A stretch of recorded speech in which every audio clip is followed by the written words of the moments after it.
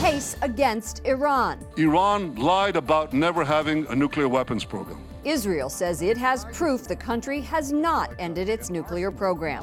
We have U.S. reaction. Immigration debate. A caravan of Central American migrants reached the U.S. border. Catholic leaders weigh in. Cardinal Pell in court. The most senior Vatican official to be charged in the sex abuse crisis will go to trial in Australia. And losing my appetite. Why the White House Correspondents' Dinner was an embarrassment. On EWTN News Nightly for Tuesday, May 1st, 2018.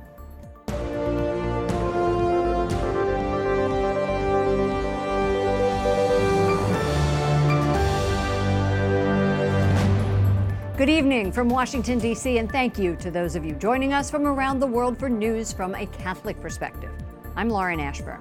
U.S. Secretary of State Mike Pompeo says thousands of Iranian documents obtained by Israel show that Iran lied about its pursuit of nuclear weapons.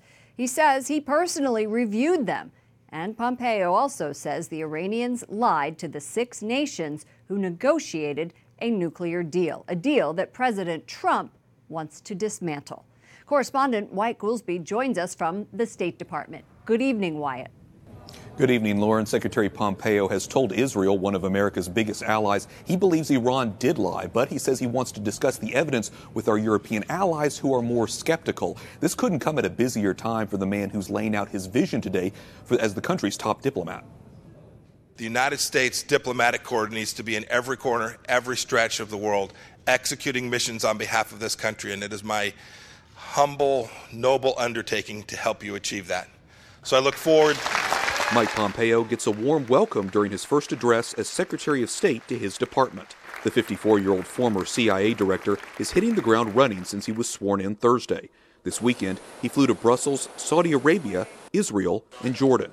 Iran is a key issue he's dealing with. The big question, will President Trump withdraw from the 2015 nuclear deal? The Israeli prime minister may have given the president another reason to do so. Iran lied. Big time. In a televised presentation, Benjamin Netanyahu unveiled thousands of notebooks and more than 100 CDs. They allegedly contain proof Iran has a secret location with nuclear weapons they've been developing for decades. The deal that everybody's talking about was premised on the fact that Iran had no such material. But Iran took enormous pains after the nuclear deal and before, but especially after, to hide this information. Secretary Pompeo has confirmed the Iranian files obtained by Israeli intelligence are authentic.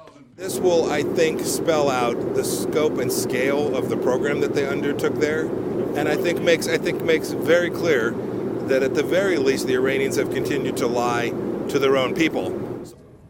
Secretary Pompeo avoided hot-button issues today while he was speaking here. He didn't, for example, touch on whether or not he thinks President Trump will pull the U.S. out of the Iran nuclear deal. Instead, he struck a more friendly tone with his co-workers. He smiled, he shook hands, he even joked about how he didn't want to speak down to anyone, even as literally he was speaking to them at an elevated level.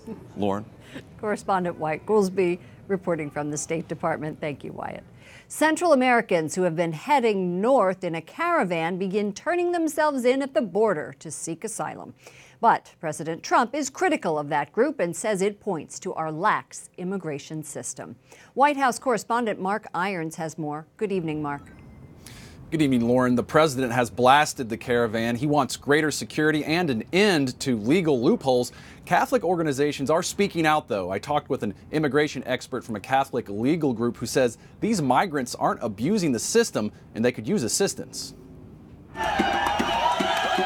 After traveling thousands of miles for 1 month through Mexico, a group of migrants from Central America reached the U.S. border. U.S. Customs and Border Protection officials have agreed to process their appeals for asylum. It would grant them protection in the U.S. from persecution in their home countries. Que tengo que confiar en Dios y soportar lo que venga, pero con tal todo sea para el futuro de ellos. The migrants say they are fleeing poverty and violence. The dynamics of violence in Central America right now are such that these claims must be taken seriously. Bradley Jenkins with the Catholic Legal Immigration Network says migrants often agonize over their decision to leave. They or their family members may be killed, and faced with this choice, they flee their country. President Trump says the caravan of immigrants are defying the border and showing that U.S. immigration laws are weak. Our immigration laws in this country are a total disaster. They're laughed at all over the world. They're laughed at for their stupidity. But Jenkins says tens of thousands of people apply for asylum annually. It's a part of U.S. immigration law, and it's been on the books for years. People aren't defying our borders when they present themselves at a regular port of entry and ask for the protection that our laws provide. Jenkins says if the migrants are approved, it could take months or more before they are finally granted asylum. He says immigrants are likely to be detained as they await court proceedings. The president has railed against catch and release, a policy that allows asylum seekers to be freed into the U.S. as a judge decides their case. Lauren? White House correspondent Mark Irons reporting. Thank you, Mark. President Trump calls a list of Russia investigation questions leaked to the media disgraceful. 4 dozen questions were published on the New York Times website. President Trump says the investigation is a witch hunt and insists his campaign did not collude with Russia. And President Trump welcomes the crew and passengers of a damaged Southwest Airlines flight to the White House.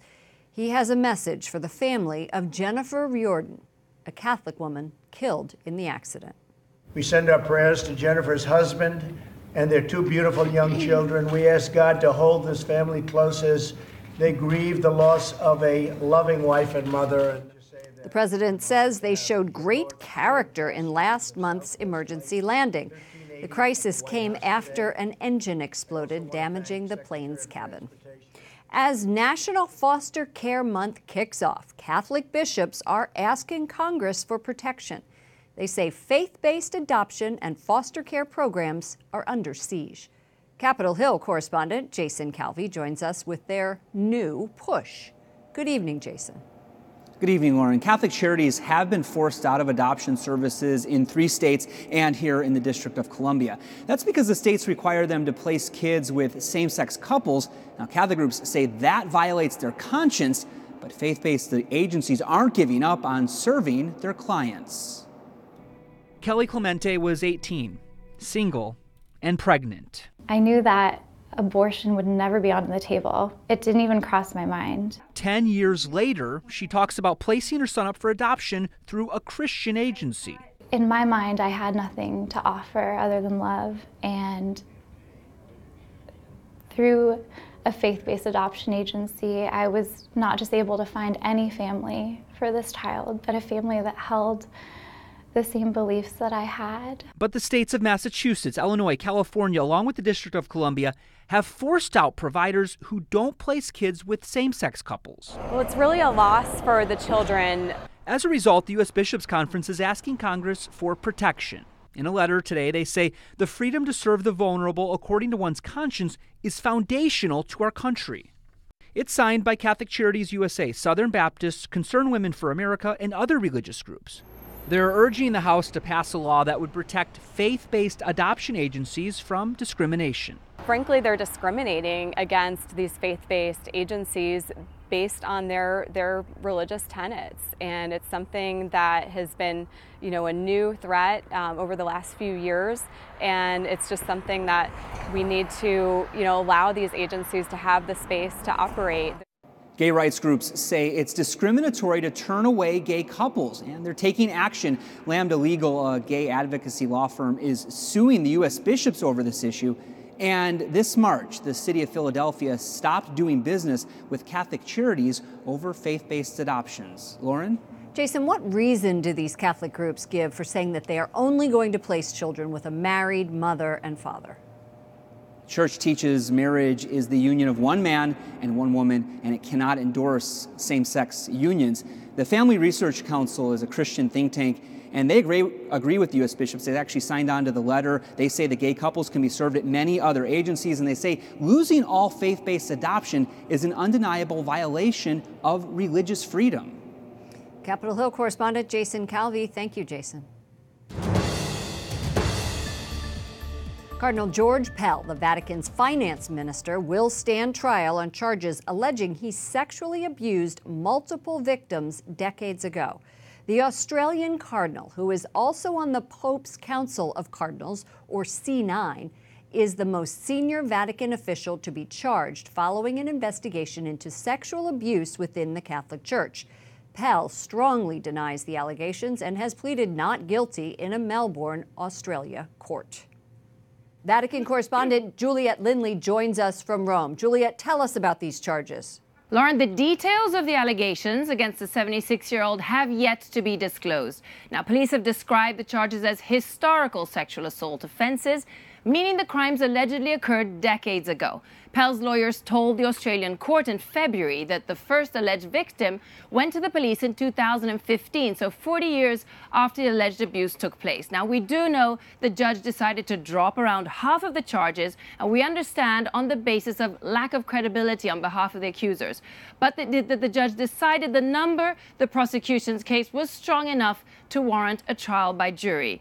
Now, the charges being brought, the number of the charges have not been released. As you said, Lauren, Cardinal Pell firmly pleaded not guilty, and his legal team stated that at least the most vile allegations have been dropped, though they argue that all are untrue. Have we heard from the Pope, from the Vatican? What are they saying? Yeah, this morning, Rome time, Holy See spokesman Greg Burke issued a statement saying, quote, "The Holy See has taken note of the decision issued by judicial authorities in Australia." And Mr. Burke said Cardinal Pell's leave of absence from his position as Vatican finance minister that was granted by Pope Francis to allow him to return to Australia and defend himself in this case, that remains in place. So clearly, Lauren, the Holy Father wants the course of justice to continue, but by refusing to dismiss Pell from his position, Vatican analysts say he's sending a strong signal that he wants to ensure justice for all, for victims of sex abuse, absolutely, but also for the accused in the event that he's found innocent. This must have rocked the Vatican, this decision. Tell us why it is so significant. Well, as you know, Cardinal Pell is the most senior Vatican official to be charged in the Catholic Church's ongoing sex abuse crisis, and the fact that Pope Francis tapped him for the position of finance chief is a sign of the high esteem in which he's held at the Holy See. Now, analysts add that his constant defense of Catholic Church teaching, particularly on moral issues, has stirred up significant animosity towards him and the Church in Australia in recent times, Lauren. Juliet Lindley, EWTN News Nightly Vatican correspondent. We will be covering this story. Thank you. Thank you, Lauren. The United States and North Korea are considering holding their upcoming summit in the demilitarized zone between the two countries. Vice President Pence visited the DMZ earlier this year, and President Trump says it could be a good place for the summit. It's the same location where days ago the North and South Korean leaders held their historic meeting. Catholic and Protestant leaders in Pakistan pray for the release of a Catholic mother who's been in jail for nearly a decade. Asia Bibi has been on death row for 9 years. She is accused of insulting Islam. According to a Vatican news agency, the Archbishop of Lahore says most of the Christians accused of offending the Islamic faith are innocent. Coming up, a look at abortion giant Planned Parenthood as its CEO steps down. And prayers for a Catholic leader undergoing medical treatment.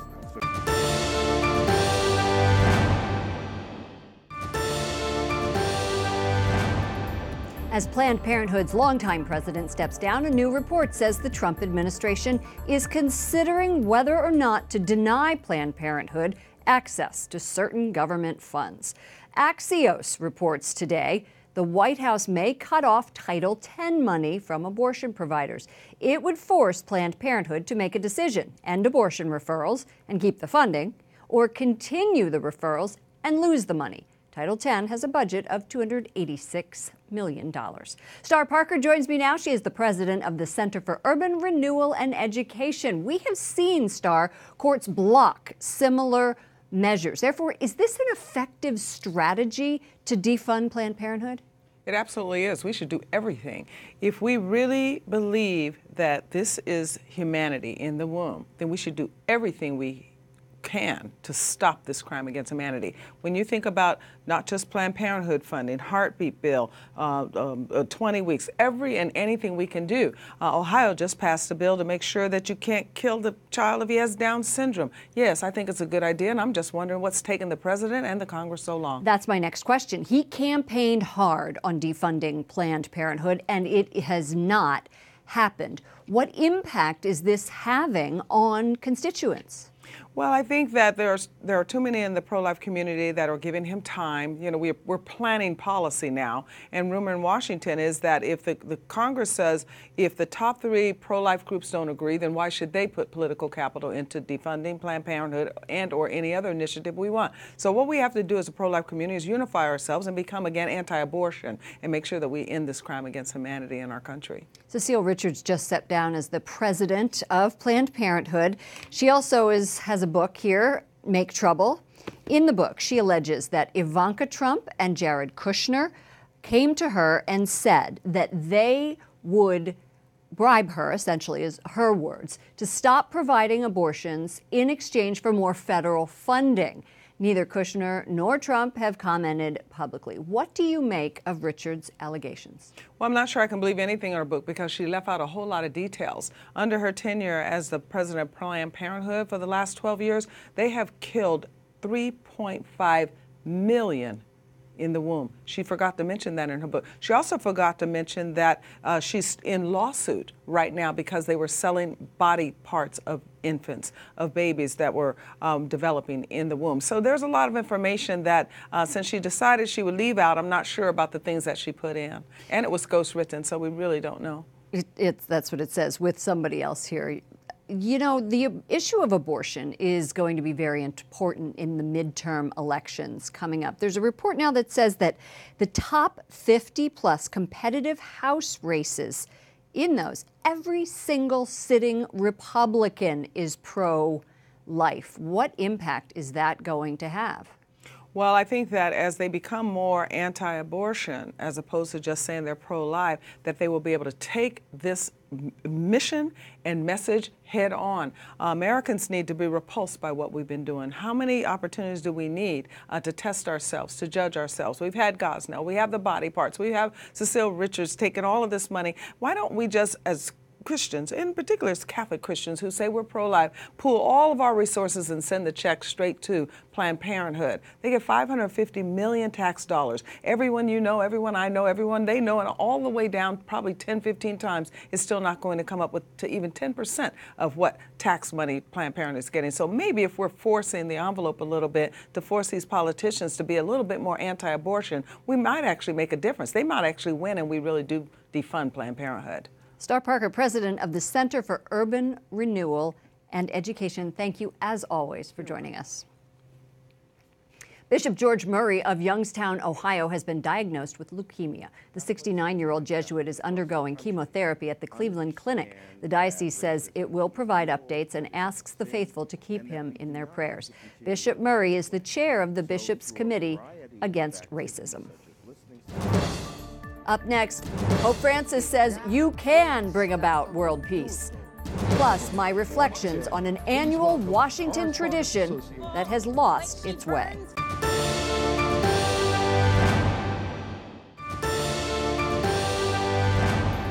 St. Joseph has 2 feast days each year, one on March 19th, and today, May 1st, is the Feast of Joseph the Worker. Joseph was the husband of Mary and is the patron saint of workers. Pope Pius XII instituted today's feast day in 1955. Pope Francis begins May, the month of Mary, by making a pilgrimage to the shrine of Our Lady of Divine Love outside of Rome. He prayed the Rosary. O Dio, vieni a salvarmi. The Holy Father stood before an ancient icon of the Madonna and Child. He asked the faithful to pray the Rosary every day this month for world peace. Selling or advertising gay conversion therapy may soon be classified as a fraudulent business practice in California. A bill in the state Senate would make it illegal. Conversion or reparative therapy is the practice of trying to change someone's sexual orientation. Some critics say the bill infringes on religious freedom. Joining me now is Ned DeLacy, Executive Director of the California Catholic Conference. Welcome to the program. Thank you, Lauren. Good to be here. Lawmakers say the intent of this amendment is to outlaw the sale of so-called conversion therapies. The Catechism of the Catholic Church says homosexual acts are intrinsically disordered. Does this amendment, could it threaten religious freedom? One could make a speculative argument that it could threaten religious freedom. However, the First Amendment protections are pretty vigorous, and I think it would be a stretch. I think the concern of some of us, and certainly the concern of some of our partners, is the fact that this particular law would perhaps unleash a variety of consumer attorneys who would be after people who are selling a Bible or something like that. But most of us are not all that concerned that that would be what would happen. I think there's, from our standpoint, there's more of a concern of the inappropriate use of the Consumer Code of California for ideological purposes and a way of harassing people with whom proponents don't agree. Lawmakers cite the American Psychological Association's 2009 task force report that concluded that sexual orientation change efforts can pose critical health risks, including confusion, depression, guilt. They go on: helplessness, hopelessness, shame, social withdrawal, suicide, substance abuse, and a loss of faith. What would the impact of this amendment be on homosexuals? The American Psychological Association has their own particular view of it, which you just articulated. There are other psychologists and psychiatrists who would have a slightly different and more nuanced view. I think the reality of the law proposed is the fact that the consumer code is being used, and when in fact existing law in California already addresses the question of sexual orientation change efforts. And this is an expansion to, in my opinion, as I've articulated, an expansion to try and harass people who are interested in offering quality therapy to folks that find themselves in need. And there was compelling testimony from a person who had been abused as a child and thought that they were gay, and then realized in therapy that they weren't gay, and introduced their wife and children, to this. And is that outlawed or not? And it's unclear as to, how far you want to extend this particular approach. What can ministries do that want to promote traditional views of marriage and sexuality? I think at the present time, they can certainly continue to offer, and if this did not become law, they could continue to offer the type of counseling and therapy that they felt were appropriate. And, remember, we're talking about adults here, adults who would choose to say, I would like this particular counseling, I would like this particular assistance. And this law would say that you can't advertise to offer that assistance to people. And so we're now talking about a violation of individual rights, if you will, of people to seek the therapies and the counseling that they would like. Ned DeLacy, Executive Director of the California Catholic Conference. Thank you for joining us. You're welcome, Lauren. And finally, my thoughts on the fiasco at the White House Correspondents' Dinner over the weekend. At the annual bash, meant to raise money for scholarships, I sat there as comedian Michelle Wolf spewed insulting jokes, graphic sex talk, and pro-abortion rhetoric. The biased, mean-spirited, and crude, quote, entertainment had no place at the dinner. I used to cover the White House. Many on our staff are members of the association. We report on the Trump White House with a team of 4 journalists from a permanent position on the North Lawn. It was embarrassing, not just for me, but for my guests at the table, who included a Catholic priest. The association's mission is an important one: to defend First Amendment rights. And yes, that includes the hateful speech from Wolf. But her appearance at that event speaks volumes about the liberal mindset that prompted the group to pick her. This was a debacle, and we need far more than a mildly worded email from the association saying the entertainer was not, quote, in the spirit of its mission. We need a flat-out apology, and frankly, a refund. That does it for all of us here at EWTN News Nightly. To all of you around the world, thank you for watching. I'm Lauren Ashburn. Let's keep in touch online. Follow me at Lauren Ashburn on Twitter and Lauren Ashburn EWTN on Facebook. Good night, and God bless you.